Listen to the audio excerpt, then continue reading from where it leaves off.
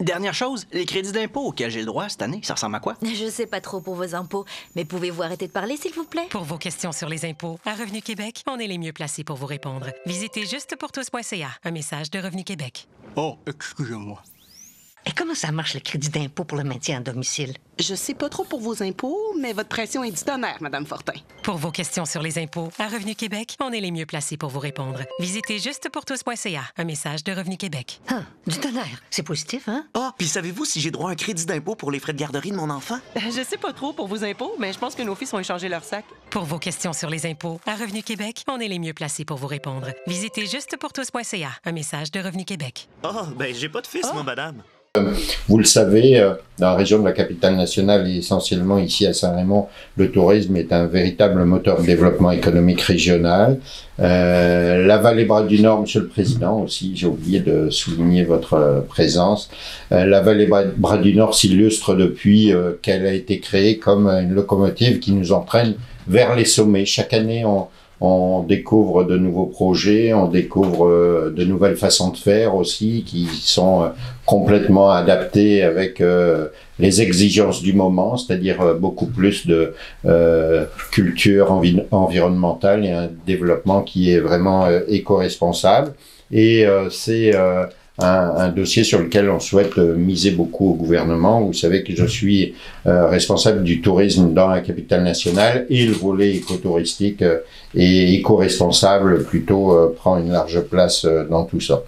Donc, le tourisme de nature, c'est quoi concrètement? Ben, même si on le vit au quotidien, c'est donner un accès à la nature au plus grand nombre de visiteurs de façon responsable, dans le respect des milieux naturels et des communautés locales. On le sait, hein, la Vallée-Bras-du-Nord, en se développant, eh bien aussi des impacts sur notre communauté. On entend de temps en temps quelques irritants, parfois, notamment, et puis on veut travailler sur les questions des accès à la Vallée-Bras-du-Nord pour éviter que cette poussière ne puisse remonter et puis aller incommoder certains résidents qui y habitent depuis de nombreuses années.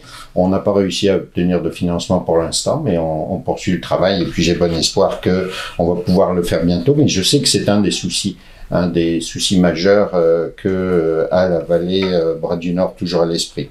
On a la chance au Québec de pouvoir compter sur un vaste réseau de parcs. Ici, on n'est pas dans un parc en tant que tel, mais on peut l'assimiler à tant que tel. Ils permettent bien entendu à toute la population d'avoir accès à une nature qui est vraiment diversifiée parce que l'offre de notre activité est vraiment assez incroyable. Ici dans la vallée, donc des activités qui sont différentes, mais surtout un professionnalisme des employés, une réputation qui est vraiment plus à faire et qui fait la renommée de Portneuf bien au-delà de la frontière qu'on connaît, c'est-à-dire que on parle bien souvent de la Vallée-Bras-du-Nord même au niveau international. On a ici aussi Étienne qui est un ardent défenseur de la vallée depuis ses débuts et qui, avec Fred, de temps en temps, vont promouvoir un petit peu leur façon de faire et la qualité avec laquelle ils sont capables d'offrir ce potentiel énorme finalement à notre population. Donc aujourd'hui, je suis vraiment très heureux d'annoncer au nom de mon gouvernement des appuis financiers d'un montant total de 550 000 $. Ce montant contribuera au développement de ski de montagne.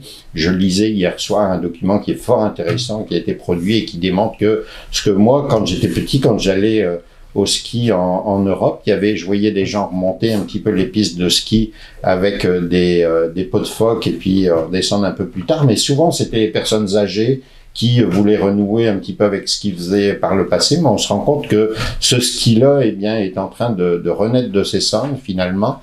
Et je lisais dans un document que Guillaume m'a montré, tout le potentiel incroyable qu'on a ici dans la Vallée-Bras-du-Nord, justement parce qu'on est positionné dans la Capitale-Nationale, mais surtout qu'on a un territoire qui est approprié à ce genre de développement. Frédéric va pouvoir vous en dire un petit peu plus tout à l'heure, mais donc il y a une partie de ce financement, 100 000 $ qui sont consacrés au développement de pistes ou de secteurs de ski de montagne, et ainsi qu'un montant qui est dédié à la construction d'un bloc sanitaire pour le camping et un réseau d'aqueducs dans le secteur Chanagne. Là aussi, Frédéric va pouvoir vous donner un petit peu plus de détails techniques tout à l'heure, mais on parle de progrès majeur en termes de confort pour l'ensemble des usagers de la vallée, que ce soit des gens qui viennent faire du vélo de montagne ou qui viennent faire de la marche et qui utilisent nos espaces de camping. Donc, tout ça, ça se fait en cohérence avec la volonté de notre gouvernement de développer un maximum d'activités en tourisme 4 saisons, et le tourisme hivernal fait partie des grands axes sur lesquels on veut y travailler. Portneuf et la région de la capitale nationale ont un grand rôle à jouer, et puis on va continuer de travailler pour que notre place, qui est déjà bien prise, bien occupée, et bien le soit plus encore, parce que notre but, c'est de faire de la région de Québec une destination hivernale de calibre international. Que la vallée Bras-du-Nord fait partie de ces acteurs qui contribuent par ricochet à augmenter les retombées sur l'ensemble de nos entreprises de la région. Bref, on est vraiment fiers de vous. Vous faites en sorte que la région de Portneuf, mais surtout Saint-Raymond, soit de plus en plus attractif, et vous diversifiez l'offre pour qu'on puisse augmenter la durée du séjour chez nous. C'est tout à votre honneur. Alors encore une fois, félicitations. Très heureux que notre gouvernement puisse contribuer à ce beau développement. Donc, on est très fiers, très heureux c'est un travail de longue haleine, d'aller chercher du financement et de mettre en place un produit comme on s'apprête à le faire, qui est le ski de montagne. Qu'est-ce que c'est, le ski de montagne? Eh bien, c'est simple. C'est un ski normalement alpin normal, avec une fixation différente qui permet, là, j'en ai amené un modèle ici, qui permet vraiment, avec des pots qu'on vient apposer ici à l'arrière, de pouvoir monter en détachant le talon. Donc on monte un peu comme en ski de fond. Ça permet d'avoir une grippe. Quand on arrive en haut, on enlève les pots, on clippe le talon, puis on peut descendre. Donc ce qu'on aménage, c'est environ plus de 50 hectares d'aménagement d'une forêt, de plusieurs secteurs, principalement un secteur en particulier, mais plusieurs autres secteurs. Ça va faire de la vallée Bras-du-Nord une destination de premier plan au Québec pour la pratique du ski de montagne. D'ici, je vous dirais, 2025. Donc, l'hiver prochain. Et on annonce beaucoup de neige, donc l'hiver prochain. Donc, ça fait très longtemps qu'on travaille sur le ski de montagne. En fait, ça fait au moins 10-12 ans, facilement, qu'on a commencé à essayer, développer des petits secteurs, à tester notre produit. Mais on voulait vraiment se positionner de façon majeure, puis ça nous prenait un financement pour y arriver. Pourquoi on fait ça? Parce que c'est normal pour la vallée Bras-du-Nord d'opérer l'hiver. C'est normal de mettre en valeur, de bien le faire, de mettre en valeur le ski. Ça permet d'augmenter la durée de séjour au niveau des hébergements. Puis comme le disait si bien Vincent, la vallée, c'est aussi une locomotive pour plusieurs autres acteurs touristiques qui investissent dans leurs produits. Donc c'est pas juste ce que la vallée Bras-du-Nord investit, c'est par exemple les chalets locatifs qui peuvent se construire. Donc ça permet d'avoir une attractivité l'hiver, de produire un produit comme ça, comme le ski, d'augmenter la durée de séjour, d'initier les jeunes de la région de Saint-Raymond à la pratique de cette activité-là. C'est une activité qui est beaucoup plus cardio de façon générale, parce qu'on doit monter en haut des montagnes avec nos propres skis et non en chaise. Donc ça permet d'initier des jeunes, ça permet d'augmenter la durée de séjour, je me répète. Ça crée un buzz aussi, il y a vraiment une tendance naturelle aussi. La clientèle de vélo de montagne, c'est aussi une clientèle qui fait du ski de montagne, puis ça permet d'avoir un petit buzz marketing sur l'hiver aussi. Donc on est très heureux de cette annonce-là. On vous en saurez davantage dans les prochains mois, lorsqu'on ouvrira officiellement ce potentiel ski-là. Il est déjà ouvert, guidé, mais là on va l'ouvrir à l'accès libre. Le deuxième projet qui est encore dans les cartons depuis plusieurs années, puis c'est un projet sur lequel on a travaillé fort parce que ça demandait beaucoup de permis, de demandes à l'environnement. Puis comme j'expliquais à M. le maire tout à l'heure, c'est l'aqueduc. Vous savez, à l'accueil Chanahan, dans le secteur de l'accueil Chanahan, on a toutes sortes d'infrastructures. On projette éventuellement de construire des petits chalets. On veut construire un nouvel accueil dans les prochaines années. Pour ça, ça prend de l'eau. C'est assez complexe en milieu naturel. Ça demandait toutes sortes de permis et d'évaluation. Donc, c'est un projet de créer un petit aqueduc local pour ce qu'on appelle, nous, le village Shanahan. Donc, le puits va pouvoir desservir l'ensemble des bâtiments présents et futurs. Donc, c'est un projet assez substantiel de plus de 300 000 avec une unité de traitement des eaux et tout ça. Donc, ça, c'est le second projet. Vient le dernier projet qui a été annoncé par M. Caron, c'est donc la construction d'un bloc sanitaire au camping Shanahan. Notre camping avait environ une vingtaine de sites. On l'a agrandi pour avoir une cinquantaine de sites. Maintenant, avec la construction du bloc sanitaire, on devrait aller en appel d'offres cette semaine. Ça va nous permettre vraiment d'avoir un camping de qualité pour la clientèle, c'est-à-dire qu'on va pouvoir aller aux toilettes dans des toilettes normales. Et des douches, un espace aussi pour laver la vaisselle. Donc, ce qu'on retrouve nécessairement dans un camping, on va pouvoir l'avoir.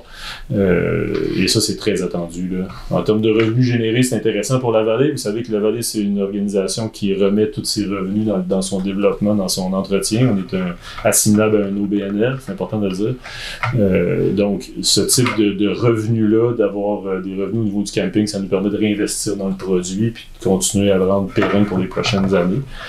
Et ça, c'est un des objectifs aussi. Donc, on veut continuer à évoluer, on veut le faire en harmonie avec la population. On est très fiers de ce qui a été fait. Donc, merci.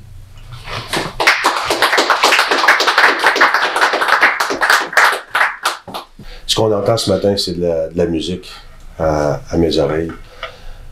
Pourquoi de la musique? Encore plus depuis... je suis en poste depuis 2 ans. Et ce qu'on a essayé d'amener à Saint-Raymond, c'est d'avoir une vision à long terme pour les 10-15 prochaines années, pour pouvoir faire les bons investissements au bon moment. Okay? Et que tout ça soit pérenne dans le temps. Je me souviens, quand on était dans la chambre de commerce, et là je me reporte à pratiquement 30 ans, je me souviens de l'idée de la passerelle. Okay? Ou comment... à Saint-Raymond, et avec certaines gens, la passerelle, non, on fait pas ça. Et il y en a qui ont vu cette passerelle-là, puis qui avaient des visions à long terme. Et on voit aujourd'hui ce qu'est la Vallée-Broye-du-Nord, tous les problèmes de la Vallée-Broye-du-Nord que vous avez rencontrés au développement, au début, ce que vous avez surpassé comme problème. Et aujourd'hui, ce que vous êtes en train de réaliser. La Vallée-Broye-du-Nord, c'est rendu une infrastructure internationale, on pourrait dire. Vous êtes reconnu de partout. Et quand depuis 2 ans, quand on se met à plan, ça fait longtemps que j'en parle, là, c'est long à développer comme la Vallée-Broye-du-Nord. Ça fait longtemps que vous développez. On veut avoir notre vision d'ensemble. La vision d'ensemble de la ville inclut le Broye-du-Nord, mais c'est un organisme qui est autonome. Là, ce qui reste à la ville, je pense, à nous, c'est de voir se raccorder à ce que la Vallée-Broye-du-Nord fait, à ce que le club de motoneige fait, à ce que la ZEC fait, à ce que toutes les grosses infrastructures, parce qu'on veut, dans le fond, là, on se mentira pas, si nous, Saint-Raymond, on est un gros terrain de jeu. Il faut savoir le développer. Et le sport de proximité, pour nous, est excessivement intéressant. Donc, quand je parle des infrastructures, on a juste ici en arrière ce qu'on appelle la savane, qui était en train de se développer bénévolement. Et les principaux développeurs, à cause de leur âge et pour d'autres considérations, commencent à laisser tomber. Mais là, la ville, on se dit, on peut pas prendre en charge complètement.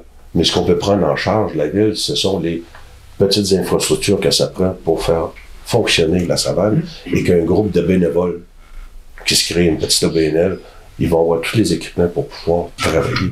C'est un peu à l'image différente, mais un peu à l'image de la Vallée-Broye-du-Nord, où c'est une OBNL et qui s'occupe de toutes ces affaires sans toujours... où ça prend des subventions, mais ce que vous êtes en train de créer est vraiment extraordinaire. L'autre chose de la ville qui est importante pour nous, c'est les infrastructures qu'on est en train de créer. Ce qu'on veut, nous, c'est attirer le tourisme. C'est ça qui, économiquement, est un apport d'argent. D'attirer les touristes qui viennent. Aussi s'implanter avec un chalet. OK, qui peut venir 20 semaines. Mais notre modus operandi est beaucoup aussi d'attirer des gens qui vont vouloir venir rester à Saint-Raymond et travailler à Saint-Raymond. et avec les infrastructures en place, seront intéressés à venir à Salomon parce que le sport et le loisir prend une place prépondérante aujourd'hui, je pense, dans la vie des gens. Et c'est ce qu'on veut développer avec vous. Donc, exactement comme qu'est-ce qu'on va faire? On veut que les commerces, on veut que ces touristes-là viennent en ville, comme il y a partout ailleurs, viennent manger dans nos restaurants, viennent dans un bar, viennent relaxer dans un 5 à 7. Il faut organiser notre centre-ville et la ville en conséquence de ça. Et ça, c'est sûr que la ville travaille en collaboration avec tous les propriétaires de ces infrastructures. Et le message, c'est la ville, elle est derrière vous. Et on est au extraordinaire à ce que vous faites. Et on veut travailler de plus en plus ensemble avec la Ville des Bois-du-Nord. Et ces paroles-là que je viens de dire, je les pense. Et c'est comme ça qu'il faut que ça soit à l'avenir. Chantal Lépine, Clic Portneuf, ma TV. En fait, je veux savoir, c'est tout à fait nouveau là, pour moi, mais est-ce qu'il va y avoir un instructeur parce que moi je connais pas ça, mais je veux l'essayer. Comment ça fonctionne dans le fond? Est-ce qu'on peut créer un groupe puis dire que l'instructeur va nous le montrer un peu? Ben, on est en discussion actuellement. On a déjà un produit qui est guidé. Okay. Puis on est en réflexion pour l'année prochaine, davantage pour le structurer, mais il y aura toujours possibilité d'avoir un service de guide, donc instructeur par le fait même, d'y aller avec un guide qui vous amène, qui prend en charge, qui assure la sécurité. La Vallée Bois-du-Nord comme telle, un peu à l'image de son réseau de vélos de montagne, on offre le produit, donc les infrastructures, c'est-à-dire les hectares de ski, puis on assure la sécurité, on assure la signalisation, la commercialisation, la promotion, tout ça. Puis ça serait intéressant éventuellement qui est peut-être de notre côté ou de la part des commerçants locaux, de la location peut-être de cet équipement-là ou le centre de ski.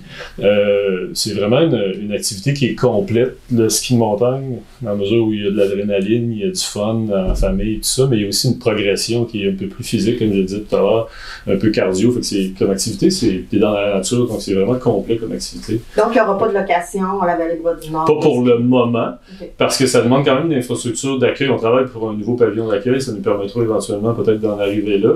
Mais vous savez que les longueurs de bottes, de pieds, c'est là que ça devient un peu plus compliqué. Là. Les skis comme tels, il faut ajuster les fixations. Ça demande une expertise puis aussi des capacités d'avoir ce stock-là, ce qu'on n'a pas pour l'instant. On travaille là-dessus, mais les partenaires locaux, les commerces locaux pourraient éventuellement en louer si la demande est là.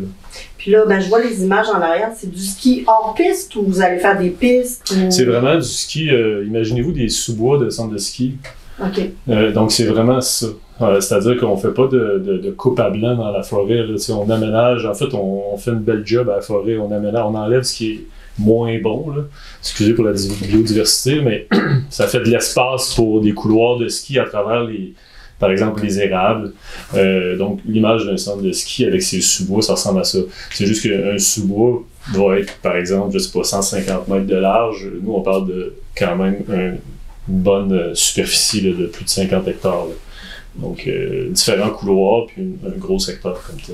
L'aménagement pour le camping, ouais. Ça fait combien environ de terrain de camping? Une cinquantaine. Une cinquantaine? Oui.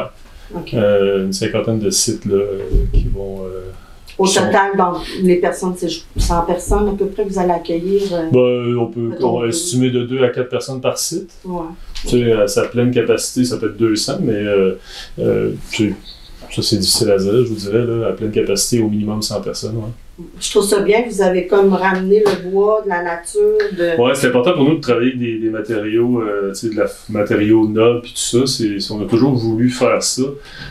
On voit ici donc des pleins de vie. Là. Il va y avoir 4 douches, des toilettes, des urinoirs, des lavabos pour faire la vaisselle. Tu sais, on sait tout ce que c'est un bloc sanitaire d'un camping. Là.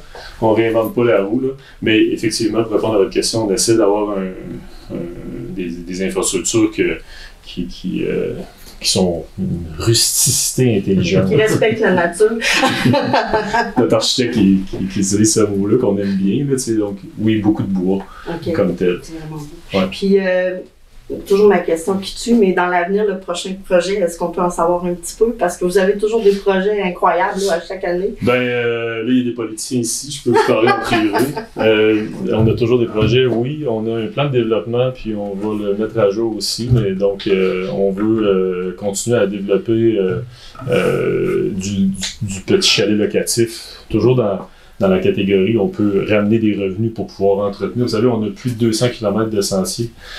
Ça demande quand même beaucoup de sous pour pouvoir entretenir ce réseau-là. Donc, on veut s'en aller un peu plus dans le chalet locatif, sans être nécessairement en compétition avec ce qui se bâtit, là, mais pour être capable de générer des revenus, être diversifié. On le voit aujourd'hui, là, le contexte économique fait qu'on a besoin d'être diversifié pour assurer la pérennité de l'organisation. Puis les chalets locatifs, ça s'en vient. On veut aussi construire une nouvelle infrastructure d'accueil éventuellement pour répondre notamment aux besoins de meilleures locations, par exemple l'hiver, d'avoir peut-être un petit dépanneur, tout ça, parce que c'est toujours dans le concept au niveau de Shanahan d'avoir des infrastructures qui permettent d'accueillir la clientèle, parfois en grande quantité, mais surtout de qualité. Donc on a ces projets-là, on a des projets d'amélioration de nos refuges, on a des projets d'amélioration de notre réseau pédestre, on a déposé des trucs pour continuer à développer notre produit phare qui est le vélo de montagne. On vient de terminer un projet d'1,2 million de tout restaurer le produit nautique dans la vallée Bras-du-Nord. On a refait tout l'accueil Quentin. On a actuellement une construction d'un pavillon nautique à côté de la passerelle à Shanahan qui devrait être terminé d'ici quelques semaines. On a tout renouvelé notre flotte d'embarcation au niveau de la rivière, etc. Donc, il y a plusieurs produits qu'on continue à développer, projets d'infrastructure qu'on va continuer à développer dans les prochaines années. Combien de clients à peu près vous estimez? C'est toujours un chiffre, ça, on commence à avoir un peu plus de data. On peut dire qu'on a, avec la clientèle de Saint-Raymond, qui consomme, qui utilise nos sentiers, on parle en termes de jours visites, là, on peut estimer environ 150 000 jours visites là, avec la clientèle de Saint-Raymond. Mais ça reste difficile à dire parce qu'il n'y a pas de compteur sur les sentiers, donc ça reste une estimation. C'est quand même extraordinaire. Oui, puis la vallée, elle est là, elle est supportée, on le voit là, politiquement, puis par la ville, puis ça, c'est une grande chance qu'on a. Puis on est près des grands centres, mais surtout une super équipe avec un super spot. Ça fait toute la différence. Après ça, c'est les appuis, puis c'est de faire bien les choses graduellement. Ça fait plus de 20 ans qu'on existe. Donc, on a appris, on continue à évoluer. Voilà.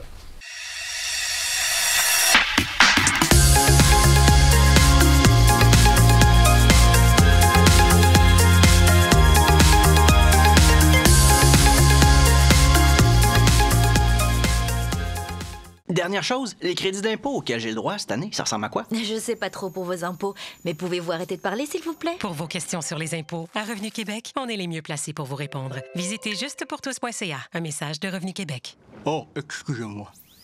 Et comment ça marche le crédit d'impôt pour le maintien à domicile? Je sais pas trop pour vos impôts, mais votre pression est du tonnerre, Madame Fortin. Pour vos questions sur les impôts, à Revenu Québec, on est les mieux placés pour vous répondre. Visitez justepourtous.ca. Un message de Revenu Québec. Ah, du tonnerre. C'est positif, hein? Ah, puis savez-vous si j'ai droit à un crédit d'impôt pour les frais de garderie de mon enfant? Je sais pas trop pour vos impôts, mais je pense que nos fils ont échangé leur sac. Pour vos questions sur les impôts, à Revenu Québec, on est les mieux placés pour vous répondre. Visitez justepourtous.ca. Un message de Revenu Québec. Ah, ben j'ai pas de fils, moi, madame.